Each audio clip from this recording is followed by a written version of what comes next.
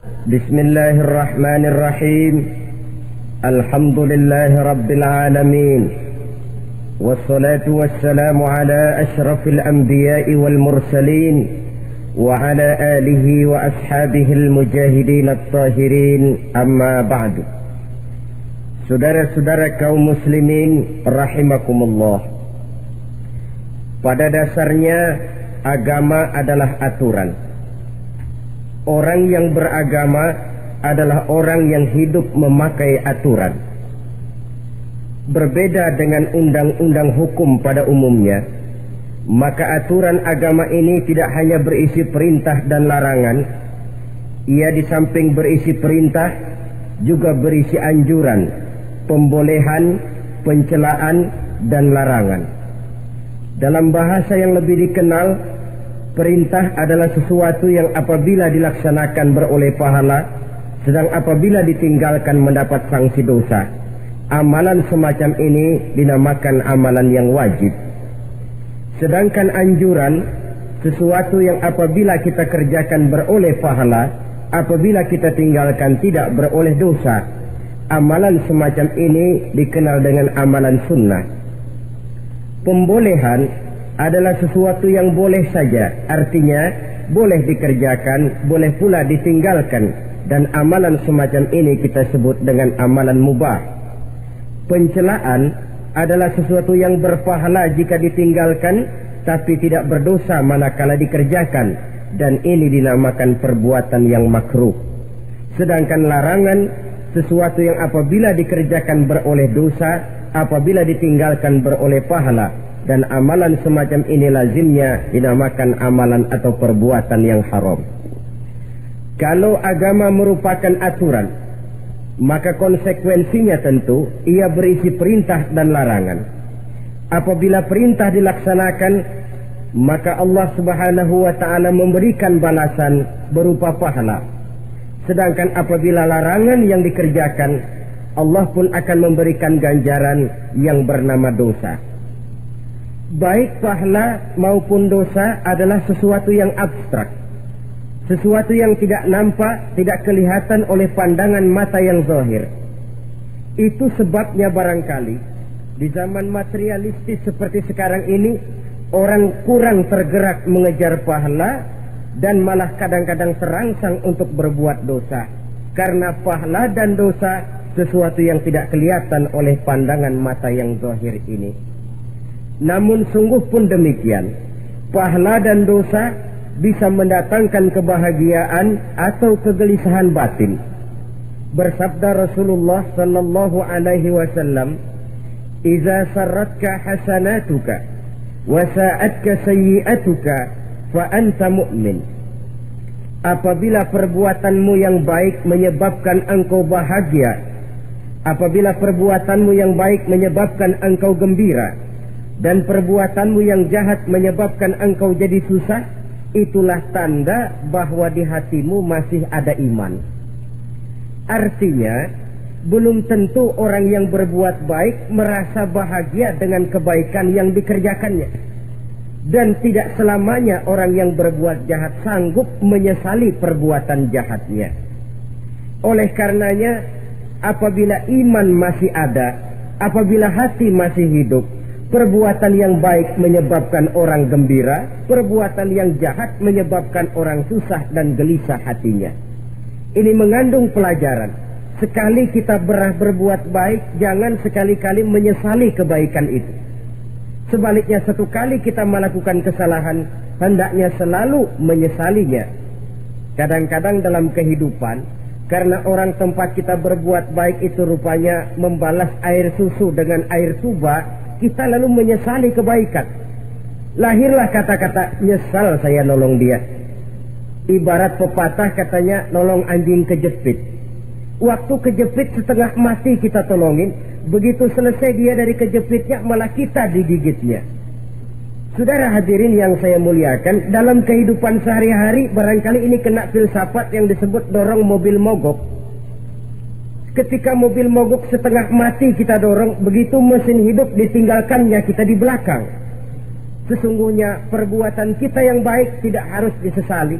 Karena disesali atau tidak, toh perbuatan itu sudah kita lakukan. Dan penyesalan atas segala kebaikan hanya akan mengurangi nilai pahala kebaikan itu sendiri. Berbahagialah apabila berbuat baik, walaupun orang yang kita melakukan kebaikan membalasnya dengan kejahatan. Menyesalah apabila berbuat kesalahan, apabila melakukan dosa, karena itu pertanda nilai iman yang masih hidup dalam jiwa kita. Saudara-saudara kaum muslimin yang berbahagia, jadi sungguh pun pahala dan dosa sesuatu yang abstrak, efeknya jelas dia mendatangkan kebahagiaan atau membawa kepada kegelisahan batin di dalam kehidupan manusia. Orang di zaman materialis kurang terangsang berbuat pahala dan terdorong melakukan dosa. Kenapa? Karena pahala tidak kelihatan, dosa tidak nampak. Kalau pahala kelihatan, barangkali nggak kuat kita mikul pahala. Kalau dosa benjol, umpama tiap bikin dosa palanya benjol, barangkali sudah nggak karu-karuan kepala kita. Baik pahala, baik dosa, sesuatu yang tidak nampak oleh pandangan mata zahir, tapi yang punya efek dalam kehidupan ini.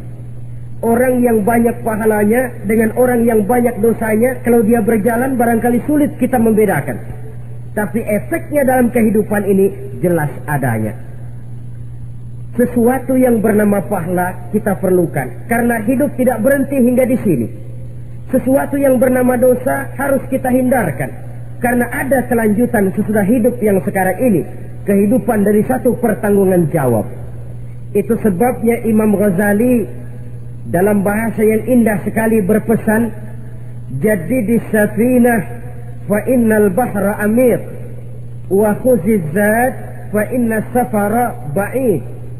Perbarui selalu kapalmu, rawat, jaga baik-baik, dandani kapalmu, fa innal bahra amir, karena sesungguhnya lautan ini sangat dalam.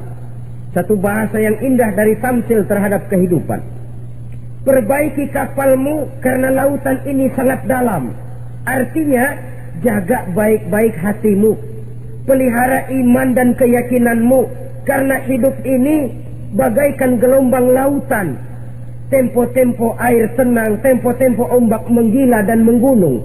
Jaga iman baik-baik karena hidup penuh dengan cobaan dan ujian. Itu maksudnya. Wa khuzizat fa inna safara ba'id. Dan bawa bekal yang banyak karena perjalanan hidup ini sangat panjang. Perjalanan ini sangat jauh. Kita kalau pergi keluar kota tentu saja membawa bekal. Makin jauh kota yang akan kita tuju, makin banyak bekal yang harus kita bawa. Alangkah sengsaranya manusia apabila dia akan pergi ke satu kota yang jauh, modalnya cuma nekat. Bagaimana nanti di sana sajalah.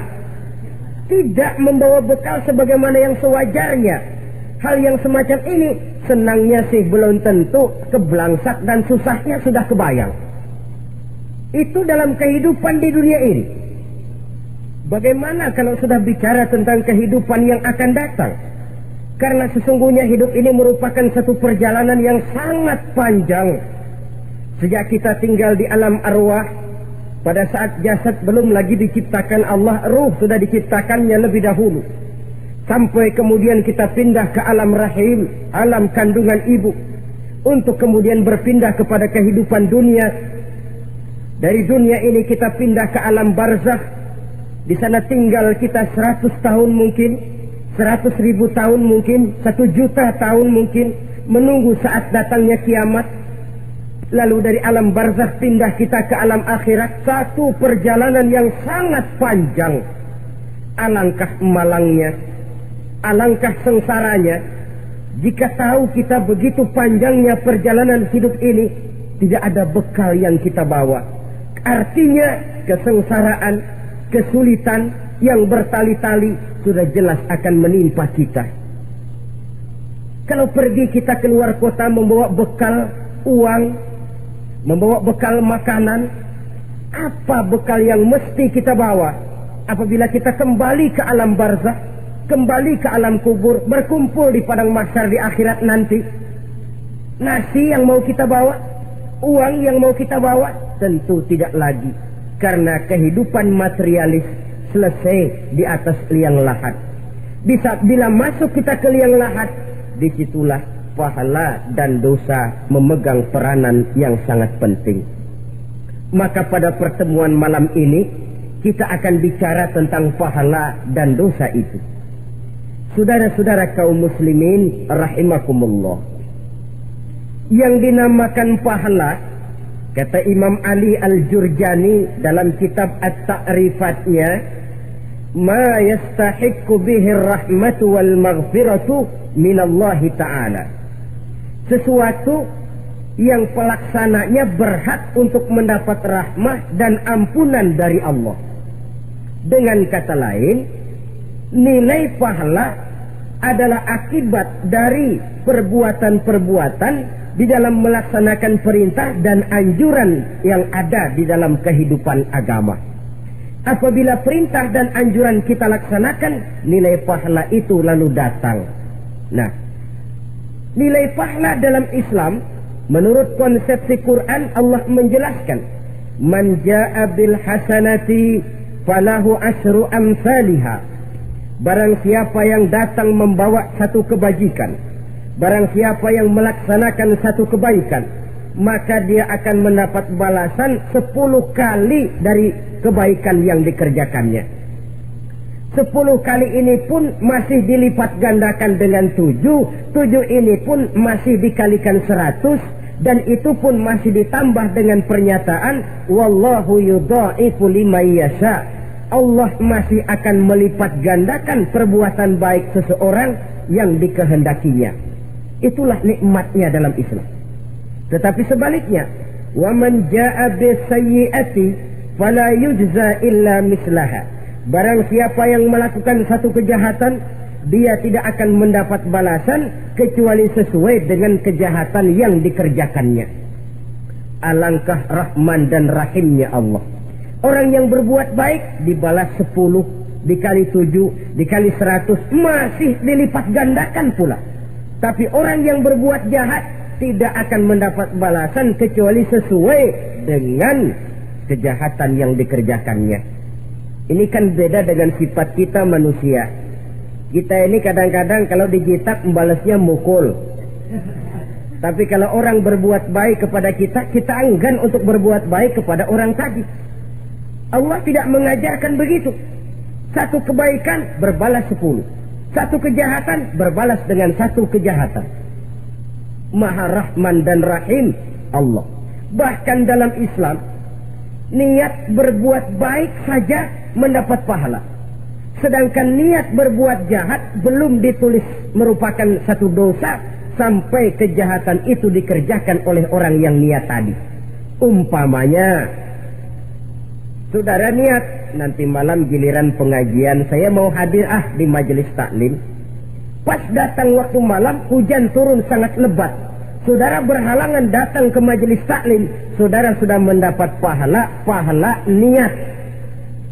Tapi saudara niat, nanti malam kalau turun hujan, saya mau bongkar rumahnya si fulan, saya mau curi seluruh harta bendanya.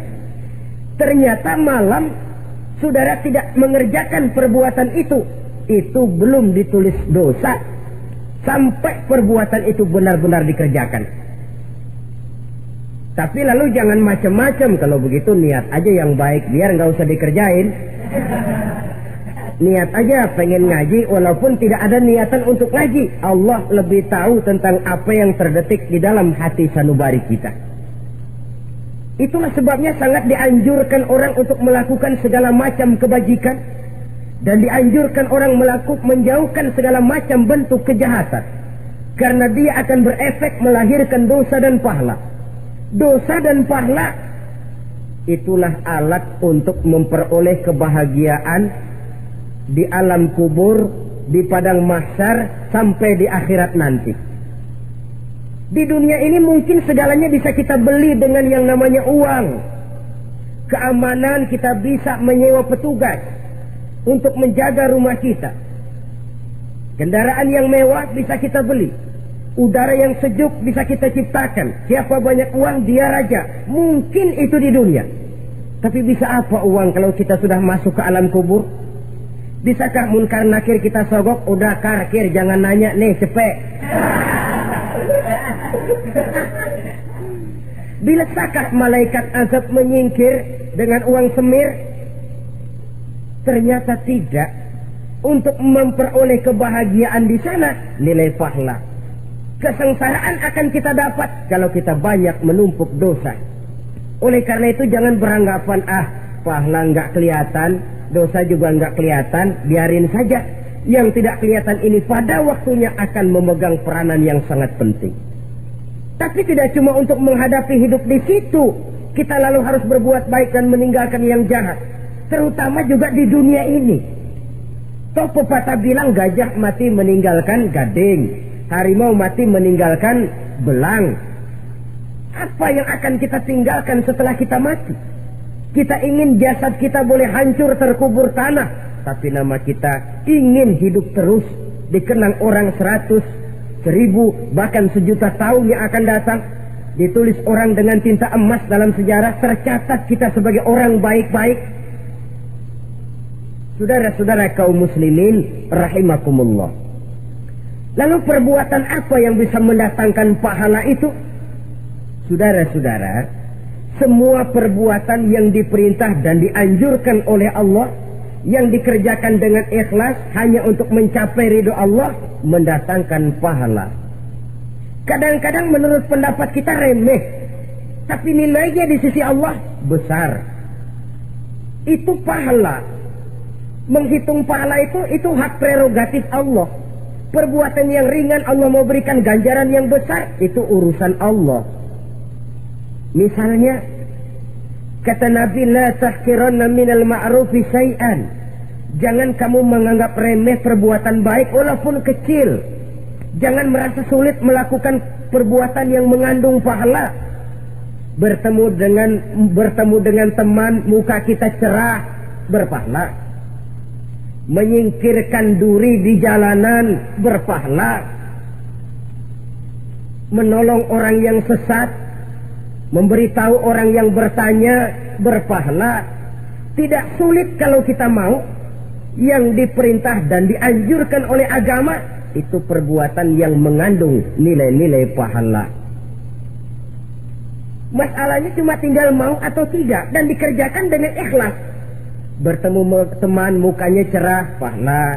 Menyingkirkan duri di jalanan, pahala. Sedekah, pahala. Tidak berupa perbuatan, bisa berupa ucapan. Misalnya bersolawat, pahala. Bertasbih dan bertahmid, pahala. Kata Nabi, kalimatani khafifatani 'alal lisan, thaqilatani fil mizan. Ada dua kalimat yang enteng di lidah tapi berat di timbangan akhirat nanti. Apa itu? Subhanallah walhamdulillah. Itu kan amalan yang ringan, perbuatan yang mudah saja, tapi nilainya demikian besar dalam pandangan Allah. Jadi pendeknya, perbuatan yang bernilai pahala adalah perintah dan anjuran agama yang dilaksanakan dengan ikhlas semata-mata untuk mencapai ridho Allah, itu mengandung pahala. Niat dasarnya itu harus karena Allah. Landasannya harus karena ikhlas. Bukan cuma sekedar basa-basi, tidak karena ingin dipuji orang, tidak karena mengharap tanda jasa, tapi ikhlas semata-mata. Dari perbuatan yang paling kecil dan mudah sekali sampai kepada amalan-amalan yang besar dan memerlukan biaya yang besar. Seperti melaksanakan ibadah haji, seperti jihad fi sabilillah, membangun masjid, membangun pondok-pondok pesantren, membangun pusat-pusat kesehatan, membangun jalan-jalan umum, termasuk menjaga keamanan. Jangan dikira loh, sistemling umpamanya, menjaga keamanan kampung tidak berpahala. Kalau diniatkan ibadah, menjaga ketenangan warga supaya mereka tekun ibadah, ikhlas karena Allah, itu juga bernilai ibadah. Keluar kita dari rumah, pergi pagi, pulang sore, peras keringat, banting tulang cari nafkah buat menghidupi anak istri kita. Kalau diniatkan ibadah, melaksanakan kewajiban sebagai kepala rumah tangga, membantu orang tua sebagai anak, itu juga perbuatan-perbuatan yang mengandung pahala. Yang terbaik sesuai dengan bidang kehidupan kita. Ada orang yang dinamakan abid, ahli ibadah, pahala yang paling baik bagi dia banyak-banyak tahajud, sembahyang malam, wirid, zikir, tasbih. Ada yang dinamakan orang alim, pahala yang paling baik buat orang macam ini mengajar, menyebarkan ilmu, mendakwahkan Islam. Ada yang disebut wali, pejabat pemerintah, petugas. Amalan pahala yang paling baik buat orang semacam ini melayani masyarakat, bekerja di bidangnya sesuai dengan profesinya. Saudara hadirin yang saya hormati, jadi dengan demikian perbuatan-perbuatan yang mengandung nilai-nilai pahala ini bisa perbuatan yang menurut kita kecil namun punya nilai besar. Apalagi perbuatan besar dengan biaya yang besar, tentu makin besar juga pahala yang disediakan oleh Allah Subhanahu wa ta'ala. Oleh karenanya, kalau kita bercermin dari ayat Quran, hidup ini kesempatan untuk berbuat baik. Huwallazi khalaqal mauta wal hayata liyabluwakum ayyukum ahsanu amala. Dialah Allah Tuhan yang telah memberikan hidup dan mati kepadamu untuk menguji kamu, siapa di antara kamu yang paling baik amal perbuatannya. Jadi tidak saya rinci, tapi cukuplah satu penjelasan global. Perbuatan yang berpahala adalah perbuatan melaksanakan perintah Allah atau anjuran Allah dengan dasar ikhlas, dengan tujuan untuk mencapai ridho Allah semata-mata. Lalu apa perbuatan yang mengakibatkan dosa itu? Saudara-saudara, dosa lahir akibat melakukan larangan Allah atau mengerjakan yang dicelaknya. Nah, para ulama ada yang membagi dosa itu menjadi dua bagian. Ada dosa-dosa kecil, ada dosa-dosa besar. Tetapi sebenarnya ditinjau dari segi hakikatnya, kalau sudah melakukan satu kesalahan yang mengakibatkan dosa, jangan dilihat besar dan kecilnya, tapi kepada siapa dosa itu kita kerjakan. Sebab kalau dosa kita anggap satu yang kecil, orang akan terangsang untuk mengerjakan yang kecil-kecil saja. Sehingga dengan demikian, yang kecil pun akan menjadi besar kalau ditumpuk-tumpuk. Sedangkan yang besar bisa saja menjadi kecil kalau selalu diiringi dengan permohonan ampun kepada Allah. Itu sebabnya para ulama sufi, orang-orang tasawuf mengatakan la saghair ma'al istimrar wa la kabair ma'al istighfar. Tidak ada dosa yang kecil kalau dikerjakan terus-menerus, dan tidak ada dosa yang besar kalau digempur tiap saat dengan perbuatan istighfar atau memohon ampun kepada Allah Subhanahu wa ta'ala. Cuma saja pada umumnya, karena dosa-dosa kecil itu lebih mudah taubatnya, dan ada janji Nabi, barang siapa yang meninggalkan dosa-dosa besar akan diampuni dosa-dosanya yang kecil-kecil. Oleh karena itu, pada kesempatan ini kita akan juga bicarakan apa saja yang termasuk klasifikasi dosa-dosa besar, dengan harapan kita bisa menjaga diri, menyelamatkan diri, jangan sampai terjatuh ke dalam dosa-dosa yang besar tadi. Tetapi bukan berarti kita harus terangsang melakukan dosa-dosa yang kecil. Biarin kecil ini tobatnya gampang. Dosa kelas teri. Dosa itu kan tidak kelihatan. Lalu terangsang melakukan perbuatan dosa-dosa walaupun kecil, kalau berlarut terus-menerus dia akan tumbuh menjadi dosa yang besar. Oleh karenanya, jangan sampai mengundang pengertian kalau kita membicarakan dosa-dosa yang besar lalu terangsang melakukan dosa-dosa yang kecil. Karena bagaimanapun juga dosa kecil dan dosa besar sama dalam arti kepada Allah kita melakukan kesalahan. Dan dosa yang kecil pun kalau bertumpuk, dia akan menjadi banyak. Saudara-saudara kaum muslimin rahimakumullah, ada beberapa jenis dosa-dosa besar. Jenis yang pertama, asyirku billah, syirik atau menyekutukan Allah. Dari sekian deretan dosa-dosa besar, Syirik ini merupakan bapak moyangnya dosa. Dedengkotnya dosa itu syirik, menyekutukan Allah. Bahkan dosa yang lain Allah masih mau mengampuni. Tapi kalau sudah syirik, menyekutukan Allah, itu sudah satu dosa yang tidak berampun sama sekali. Oleh karena itu tepat pesan Imam Ghazali tadi.